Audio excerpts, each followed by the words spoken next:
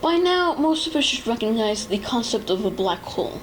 It's either a gigantic or microscopic ball of mass absorbing matter using gravity. And in another fact, black holes are invisible. But how do we know all this stuff? How do we know that black holes absorb matter using gravity instead of sucking them up like a vacuum? How do we know that they're invisible? Well, one of the leading scientists and the one who discovered these facts is Stephen William Hawking. By now, most of us should know Stephen William Hawking. He's most known for his rare disease ALS, or more commonly known as Lou Gehrig's disease, a disease that dysfunctions the nervous system and the muscles. In his career, Hawking has written 3 books, has been a professor at Cambridge University, and is one of the leading scientists in the study of cosmology and quantum mechanics. To this day, he is trying to find the missing link between cosmology and quantum mechanics. But do we really know him? Do we really understand his history? To know that, we need to know the brief history of his life. Stephen Hawking was born January 8th, 1942, and he was born in Oxford, England. Stephen Hawking is the eldest son of Frank and Isabel Hawking. Hawking's education began at St. Albans School and would end up in college at age 17 at Oxford University to study mathematics.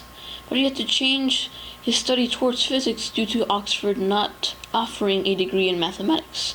In 1962, Hawking went on to attend Trinity Hall at Cambridge University and would get a PhD in cosmology. In 1968, Hawking would graduate Cambridge University and would continue his study focused on black holes and beyond. Hawking's study on space and time did not stop there. He would go on and publish various books. Of those books included A Brief History of Time, published in 1988, a short book full of valuable information of the universe. Then, a few years later, in 2001, he went on and published The Universe in a Nutshell, an illustrated book that would go on in the same subject as the last book. His third book would be A Briefer History of Time, published in 2005, just a shorter version of a brief history of time.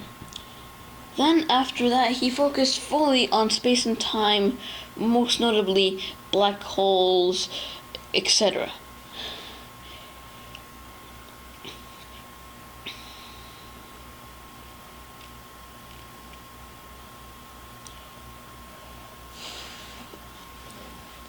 The sole reason why I chose him is because he had to struggle through a lot. He decided to continue his study even after getting ALS at the risk of dementia or worse, death. And in turn, he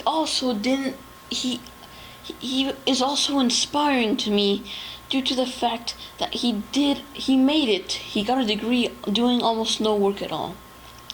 Normally, he wouldn't get focused on the work, and yet he still got both his degrees.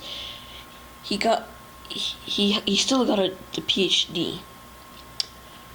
Another very important reason is that he just looked around.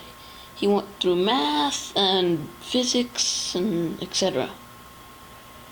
And the final reason is just because of the fact that he just did his work right.